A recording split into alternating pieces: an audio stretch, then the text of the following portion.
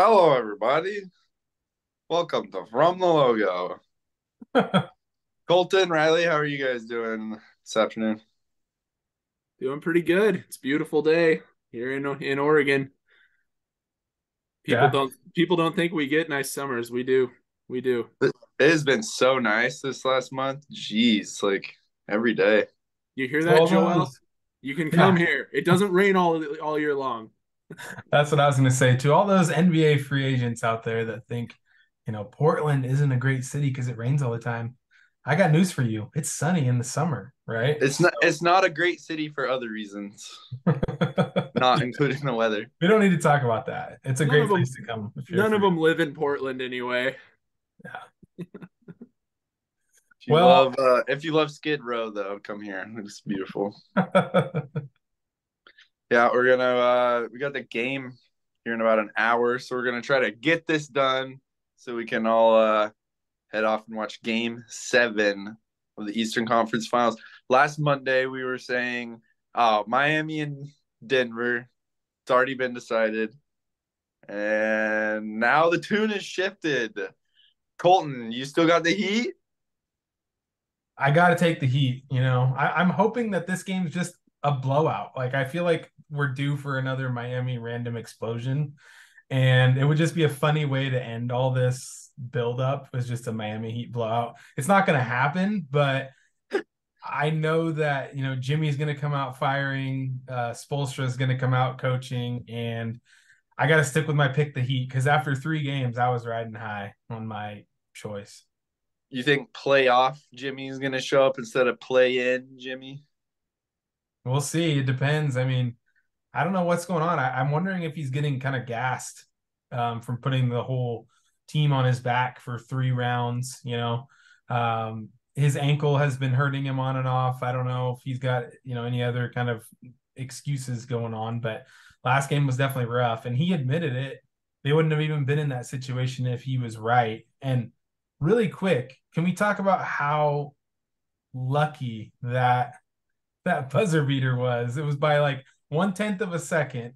And I want to say shout out to Stan Van Gundy. Okay.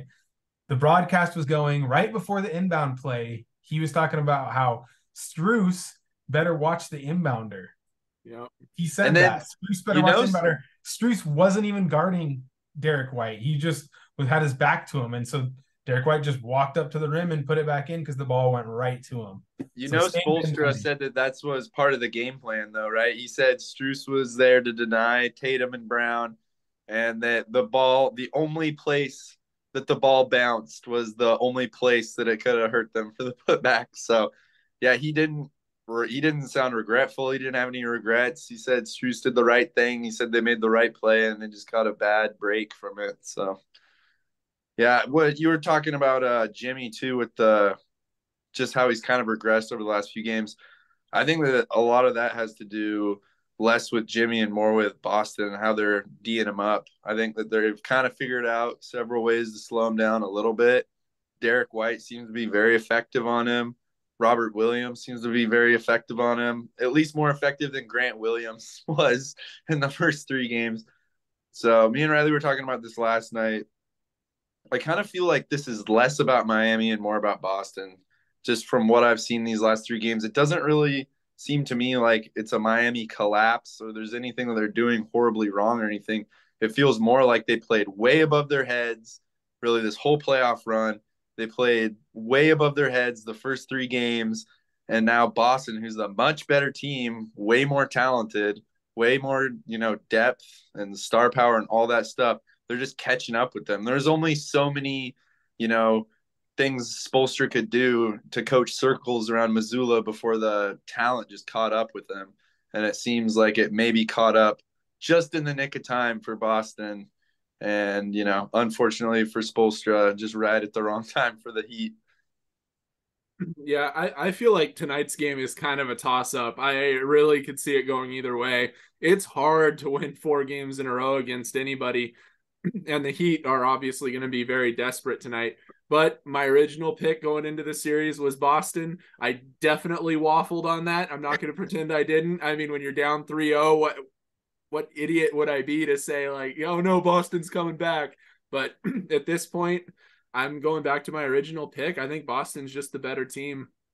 And that original 3-game lead that they took, I said this to Kirby last night. I really feel like Miami just forgot how much better Boston is than them. And during those first 3 games, Miami was playing with their hair on fire. They were playing like everything was desperate, everything mattered so much. And I feel like they just lost that. They started trying to play Boston like they were their equal because they were up 3-0, and Boston is not their equal. Miami needs to rely on just insane intensity, some luck, some fan energy. Yeah, I mean, all that stuff had to come into play for them to have any chance to win any games.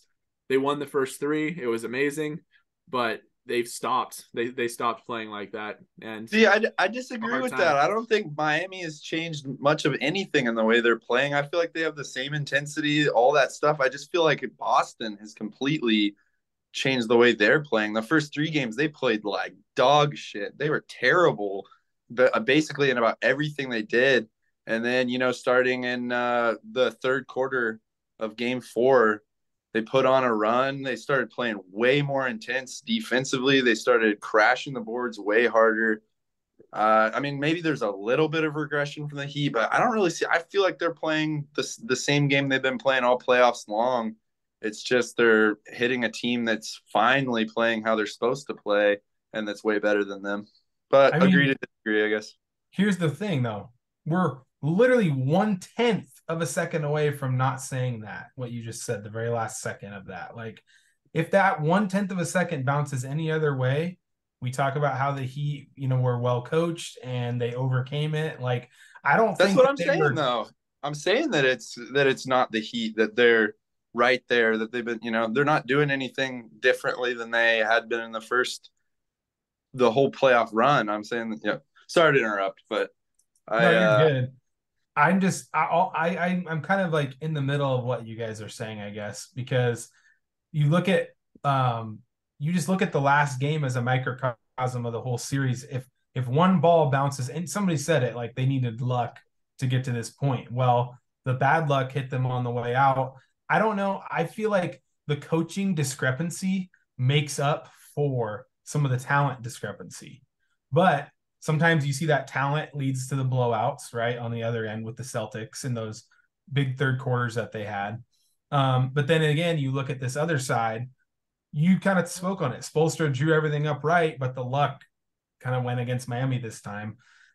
The coaching is enough, in my opinion, to make up for the lack of talent that Miami has. I really think it is. And I think it showed it in the first 3 games. Now, will it happen in Game 7? We'll see. But I don't think that it's as big of a mismatch just because of the coaching. I seriously think it makes that big of a difference. I do kind of think that the coaching matters more early in the series and talent takes over as the series progresses. Yeah. But in a big game like this, it really does take a level-headed leader both on the court and off the court. And Miami's got those in spades with Spoelstra and Butler. So if those guys can keep the team, stay in the course, they'll have a shot tonight. But I kind of get the feeling it's going to be one of those games that Boston leads for most of it. Miami makes a run at the end. It's close. It's anybody's game at the end. And we'll see how it shakes out, I guess. A quick kind of funny breakdown of just how that game was, that Game 6. With like 4 minutes left, Boston has a 10-point lead, and Riley says, wow, Game 7 in Boston. And I kind of looked at him and laughed. I'm like, 4.5 minutes left, man. And then, 3 seconds left, Miami up 1. It's like, wow. And then the Marcus Smart takes that shot. It goes in and out. I literally just went, threw my hands up, didn't even look. And then Riley was like, I think that was good. I think that was good. And I was like, what happened? I didn't even look at it as it was happening. I was too busy like reacting to the first shot. But I had to like replay it and see. And like from his reaction, I was like, oh, bullshit. It's not going to be good or whatever. But then I saw it in real time. I was like, I have no idea. And then the replay, obviously, you can see that he got it off in time. But what a crazy ending to that game. Probably one of the craziest playoff games I've ever seen. It was really fun to watch. Totally. We'll see what happens in Game 7. Yeah, Like starts it. in 45 minutes now. We got the countdown going. But I guess we'll move on from the playoffs. One of those teams versus Denver. We still got the finals too. That's still this is not even the last series, so we still got at least 4 to 7 more games of or what 5 to 8 more games of good basketball left before we go through those horrible basketball withdrawals. Because I'm not watching the WNBA. I'm sorry, but during the summer we can talk and discuss and focus our attention and energies on the Trailblazers rebuilding effort, what they're going to do with the number 3 pick. We released a video last week on that. You guys seem to really like it. Thanks for showing up and showing out in the comment section there. Colton, thanks for handling those comments for us. That he's the GM extraordinaire for the Blazers. So if you got your questions about Blazers roster breakdown, Colton will be sure to get back to you. But this week we are going to talk a little bit about some trades that I think Colton has again mustered up for that number 3 pick, or that he's heard about. So Colton, what are these 3 or 4, I guess, options for the number 3 pick, and what do they look like? So here's what we got today. Sean Hyken over there with Rose Garden Report. He came out with an article. He's kind of a Blazers reporter, Blazers media personality. He was quoted in an article today as saying that he agrees that the top 3 targets kind of out there that the Blazers are aiming for, trading for with the 3rd overall pick are Mikal Bridges, Pascal Siakam, and Jaylen Brown. And then he said those are the 3 kind of primary targets. And when it comes to trades involving the 3rd pick, and he thinks that there's a reasonable chance something gets done involving at least, one of them. So my question for you guys is this, and my question, this is also for all the people watching this and the people in the comments. You can do the same thing as this. I want you guys to rank what the order is of you that you would prefer these players. So we got 4 options. The first one's keep the pick. The next option is trading it for Siakam, trading it for Bridges, or trading it for Brown. So I want you guys to rank what order you would choose those outcomes. So if you want Siakam first, Siakam, and then maybe keep the pick, and then Brown, and then Bridges, or whatever order you guys would do this in. I want to hear what you guys think.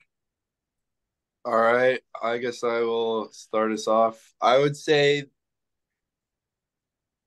the option that I'm least excited about out of those 3,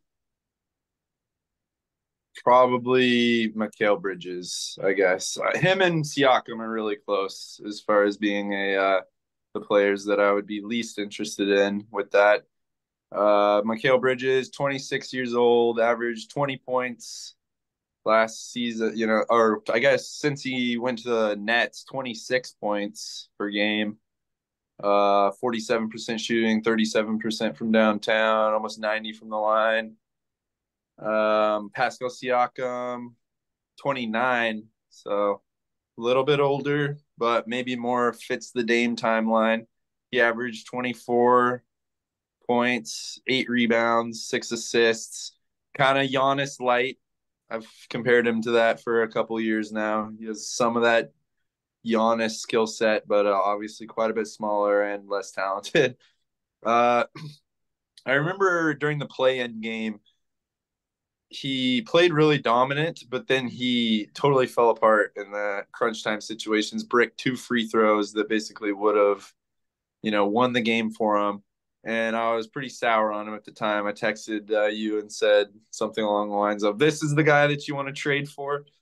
So Siakam, I feel like he would get us, middle of the pack. He'd probably put the Blazers, they'd probably be a playoff team depending on the players you could surround him with. But, him and Dame, it would be a fun combination. Probably the best player Dame's played with in a long time. Having him and Grant, it would add a lot of length and defense around him. Bridges, a little bit smaller, a little bit younger, maybe more upside than, especially offensively, than Siakam.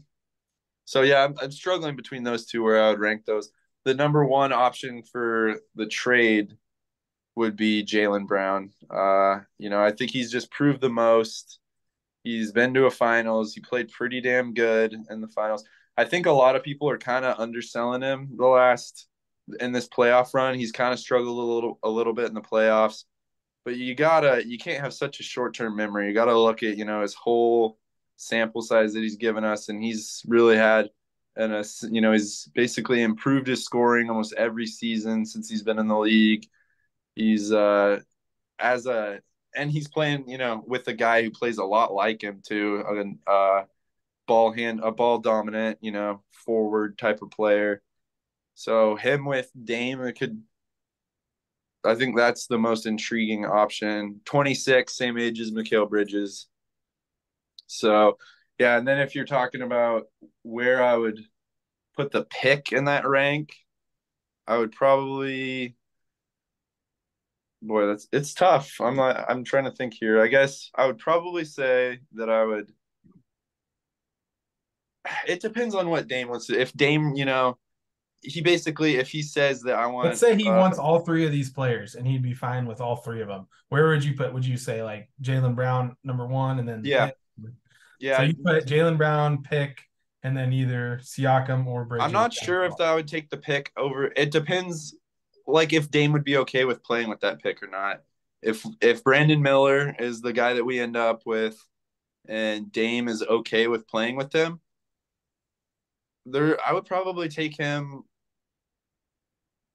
God, it's tough. I don't really know. I think I would honestly just give it to the franchise superstar and let him decide if he would rather have Siakam, Bridges, or that pick. I feel like they're all fairly comparable. I feel like Jaylen Brown is a step above those three other options. What's kind of interesting is that statistically, based on their season stats, Jaylen Brown might actually be the worst of those three players. But we all know he's not the worst of those three players. He had the lowest points per game of all three of them, the lowest assists per game, the second lowest rebounds per game, worst free throw percentage, and second 3-point percentage. I don't think that's right. I think he scored 2 more points per game than Siakam, and he was about. He scored the most out of everybody. 26. I'm seeing that Jaylen on NBA.com, Jaylen Brown had 22.8 points per game this season. Is that playoff stats? No, that's season statistics. That's crazy. ESPN for the 2022-2023 season, 26.6 points per game, 6.9 rebounds, 3.4 assists. So we're getting varying different numbers here. Yeah. But I think that ESPN has them at 26.6, has Bridges at 26.1 since he went to Brooklyn. For the whole season combined, it was 20 points per game, and Siakam 24.2 points per game. Yeah, this has Bridges at 23.5, so it's all different. But how is that possible? Come on, ESPN and NBA.com, can you please assimilate your stats here? In any case, though, I pretty much agree with what Kirby said. I would take Jaylen because I think that Jaylen's going to shine more anywhere where he isn't playing with Tatum. I just think that Tatum's going to eat into his stats in almost every category because they just play similar positions, similar sizes, and Tatum is the franchise superstar there, and that's not going to change anytime soon. So yeah, I think I would take Jaylen first out of all those options. And then I think Pascal is could be better than he has appeared recently if he was on the right team. So I think for me, it's a bit of a toss up between Pascal and the third pick, because I'm just kind of assuming the third pick's Brandon Miller. If it's going to be Scoot, I think you try to trade that because I just don't think that works with Dame super well. I think Brandon Miller might work with Dame and Shaden just fine. But Mikal Bridges, I'm a little less excited about. I'd probably put him last. Yeah. It's interesting. So Dame is friends with Mikal Bridges. Okay. They have the same shooting coach, Phil Beckner, and they're hanging out as of a couple days ago. So I know Dame likes Mikal Bridges. However, this is the number 3 overall pick. Okay, in a strong draft. Mikal Bridges has never been an all-star, never been an all-NBA player, put up some numbers on this Nets team in 27 games on a mediocre team. But since then, he's only been about the fourth option for his entire career. Okay. I don't want to trade this pick for that because a top two of Dame and Bridges, is that a title contender to you guys? Because the number 3 overall pick is probably our best trade asset. So unless you think Dame and Bridges is a title contender, I wouldn't trade it for that. Okay. So that's that. Next, I have Jaylen Brown actually. And here's why. So it's Bridges is at the bottom of my personal list. Jaylen Brown's next. You know, he was second All NBA this year. I know All NBA and stuff like that isn't everything, but it does show that you've sustained some success. The thing that I don't really like about Jaylen Brown as much is his low assist numbers. Um, he's not a good passer, which Bridges I don't think is that fantastic of a passer either.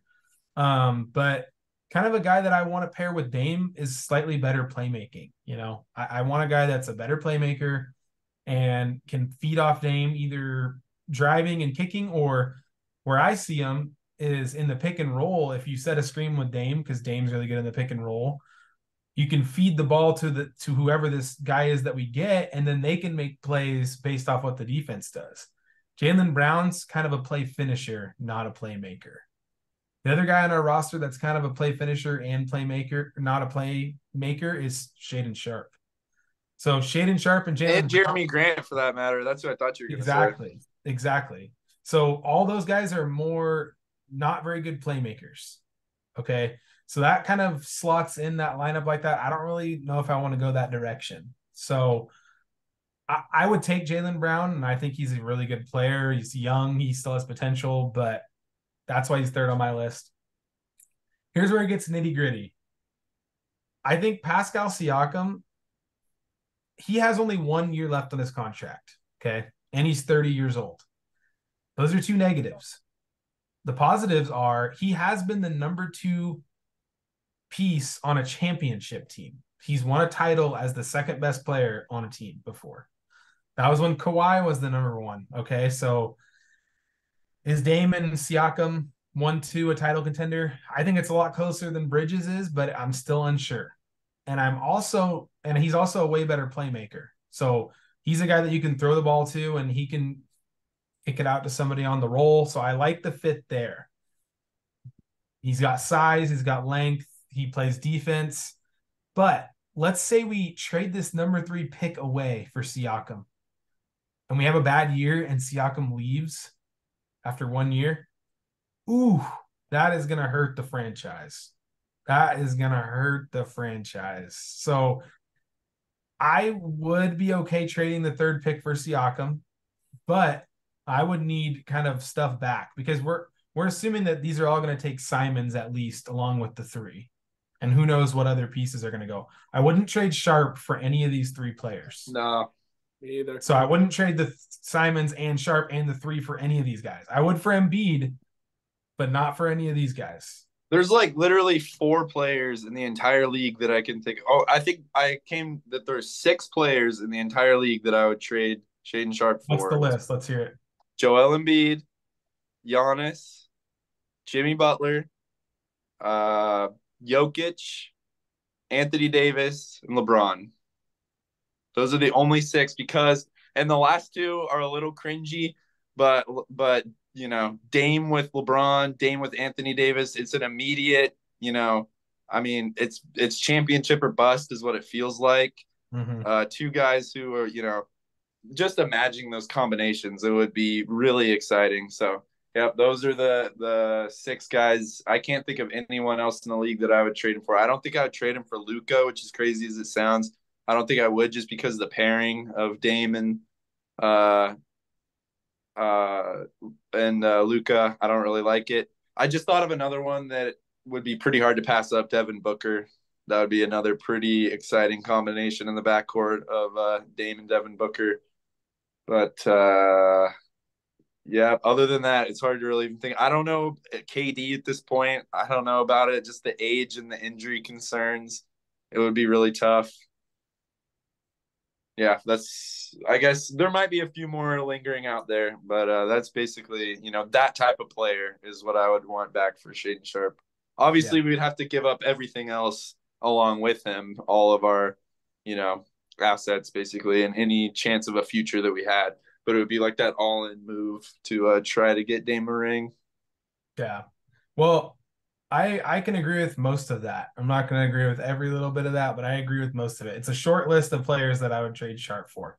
None of these three are on that list. No. If Sharp goes out for any of those, I'm mad. Okay. Yeah, same. Here's my thing. If we're trading for Siakam and the keeping the pick are pretty close right now for me.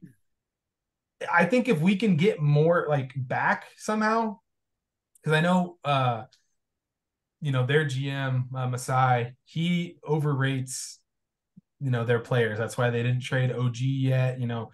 He wants to win the deal no matter what, and I don't want to overpay for players. So if we can work out a deal and kind of maybe get something else back along with it, and maybe we might have to trade Nasir away, I might put Siakam number one. I guess also we'd have to do like a verbal, hey, will you extend with us? Because we can't lose you for nothing.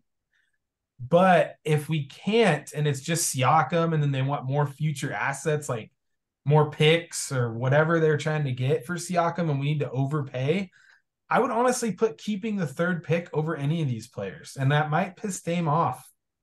But my whole thing with this pick is do not overpay. I think for Bridges, it's a clear overpay. You don't trade a top 3 pick for a guy that's never even been an all-star. I think Jaylen Brown, it's pretty close, but I don't know about the fit with the rest of the roster. Siakam, I think, could work and it could improve the team, but there's some other factors that make me nervous. So that's kind of where I stand on it. I might be keeping the pick first, and I hope Dame wouldn't be upset. We just have to say, look, man, you want an upgrade on the wing? Well, we're assuming it's Brandon Miller there. Brandon Miller is 6'9" and gives kind of the Blazers the wing they've already been looking for. Like, look at what the Kings did last year. They drafted Keegan Murray, started him the whole year. They were the 3 seed with him starting, and Miller should be better than Keegan Murray, with kind of a similar skill set, but also add handles onto what Keegan Murray has, and he's younger than Keegan Murray. So it's like, I would not just trade this pick away for nothing. So that's kind of where I was at. Interesting to see your guys' perspective because it's a valuable piece for the Blazers. It looks like we're looking at those 3 guys. So I wanted to see where that was at. Commenters, if you're listening, I want to hear what you guys think. What order would you rank these 4 things? Brown, Siakam, Bridges, or keeping the pick? I think it's really interesting. Yeah. Please go ahead. I was just gonna say, a big piece of this is just that I think it's got to be Brandon Miller, in terms of trying to pair anything with Dame. If Brandon Miller goes 2 and we end up with Scoot, then I think you have to try to trade that. And we might end up looking at like a lot of these same kind of guys at that point. So it's kind of an interesting thing going on with the draft this year, where it's a little unclear who's going number 2 and number 3. I think, me, I'm not as big on the whole timeline thing. I think that putting a 30-year-old and a 20-year-old together can be magic. And I'd love to see Dame play with a super talented Brandon Miller and a super talented Shaden Sharp. But I don't think it works with Scoot. So that's an interesting one. So my thing on that is interesting as well, because Scoot is would be the consensus number 1 overall pick in a lot of drafts. There's people saying he would be last year, he would have been the year before. Like, a lot of people are that high on Scoot, saying he's basically Derrick Rose level player, MVP prime level Derrick Rose player. Imagine that in the future with Sharp, because then you're going to see some explosiveness. Like, that could be fun.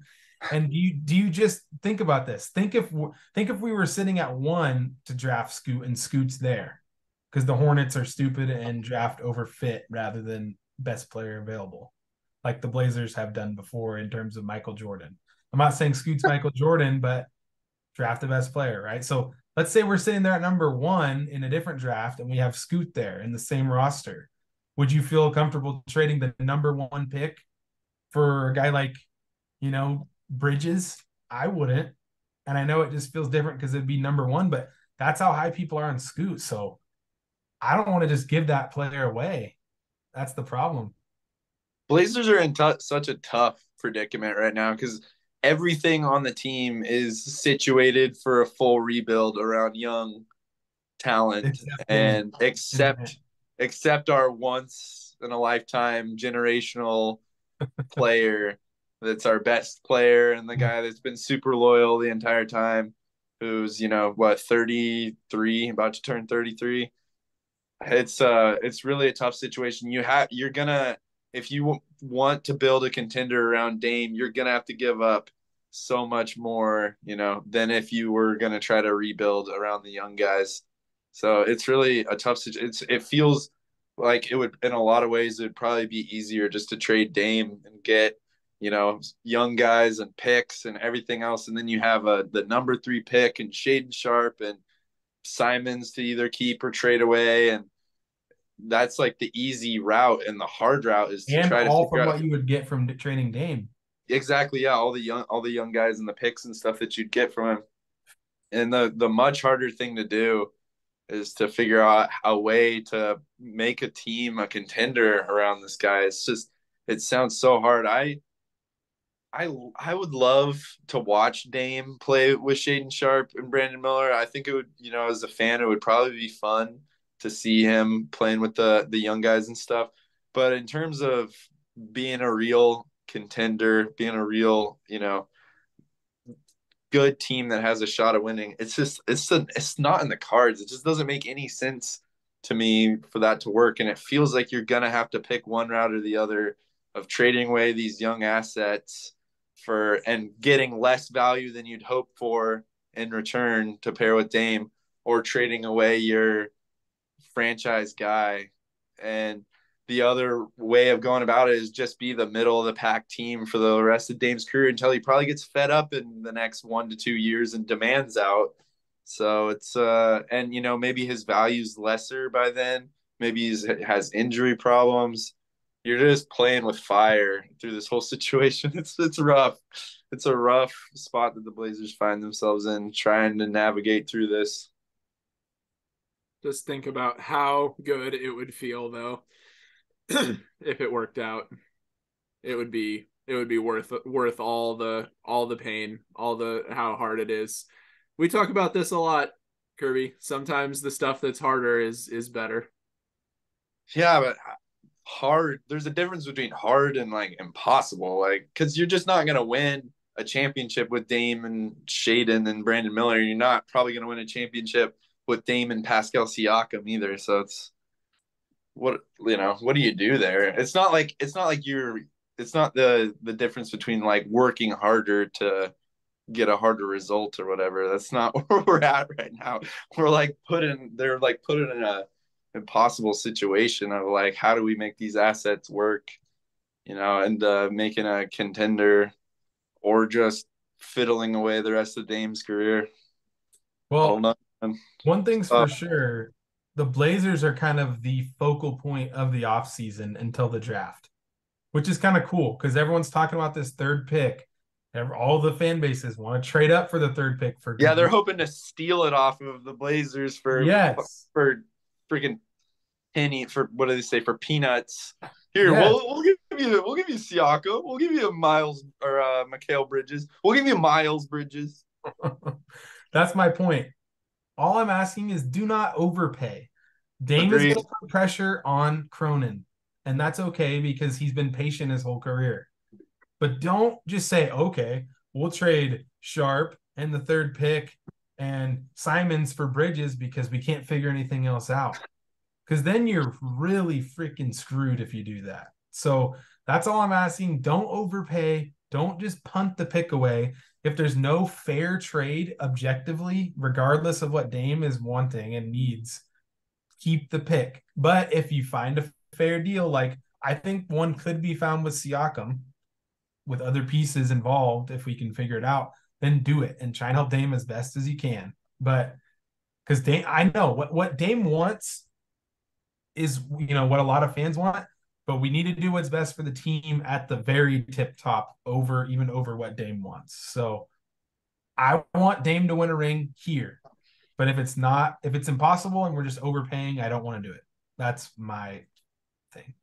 If I know the Blazers, they're gonna go right down the middle of the road. They're not gonna do anything too extreme Keep on the one pick. side, They're anything gonna too keep the extreme on pick. the other one. They're gonna do something like keep the pick and trade Simons for Torrey Craig, and that's They gonna be won't our even trade offense. Simons. They'll keep the pick. They'll keep Simons. They'll keep Nurkic. We'll just keep the whole band together for as long as it takes. Sign Torrey Craig on an MLE, and we'll be good to go for next season. Thanks for watching, guys. If you guys are done, you guys are done. Okay. Thanks for watching, guys. Comment below, as Colton said, which of those players that you would like to, how you would prioritize them in the this off season, and any other moves that are out there, maybe that we don't foresee coming, because there's a good chance that none of these moves will be made. It might be something that we can't even see yet. So it'll be interesting watching. See you guys. Bye.